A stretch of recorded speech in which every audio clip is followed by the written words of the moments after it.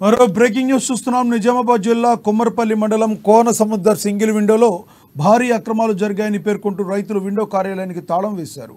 Window chairman సామ బాపురెడ్డి అధ్యక్షతన window మహాజన సభ నిర్వహించారు. సభకు హాజరైన రైతులు విండో కార్యదర్శి రాజేశ్వర్ చదివి వినిపించిన లెక్కలపై అభ్యంతరం వ్యక్తం చేశారు. 4 సంవత్సరాలుగా విండోకు కమిషన్ల రూపంలో వచ్చిన డబ్బుల విషయంలో కార్యదర్శి రాజేశ్వర్ సరైన లెక్కలు చూపడం లేదని ఆరోపించారు. సొసైటీలో సుమారు ₹1 కోటి వరకు అక్రమాలు జరిగాయని రైతులు కార్యదర్శిని నిలదీశారు. సరైన లెక్కలు చెప్పకుండా పొంతనలేని సమాధానం చెప్పడంతో ఆగ్రహించిన రైతులు సొసైటీకి తాళం వేశారు. సీఈఓని సస్పెండ్ చేసే వరకు తాళం తీయమని రైతులు పేర్కొన్నారు.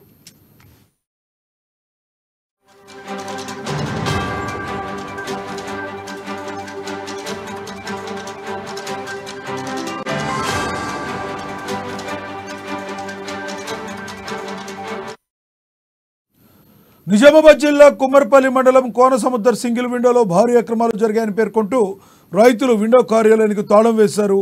విండో చైర్మన్ సామ బాపురెడ్డి అధ్యక్షతన విండో మహాజన సభ నిర్వహించారు. సభకు హాజరైన రైతులు విండో కార్యదర్శి రాజేశ్వర్ చదివి వినిపించిన లెక్కలపై అభ్యంతరం వ్యక్తం చేశారు. 4 సంవత్సరాలుగా విండోకు కమిషన్ల రూపంలో వచ్చిన డబ్బుల విషయంలో కార్యదర్శి రాజేశ్వర్ సరైన లెక్కలు చూపడం లేదని ఆరోపించారు.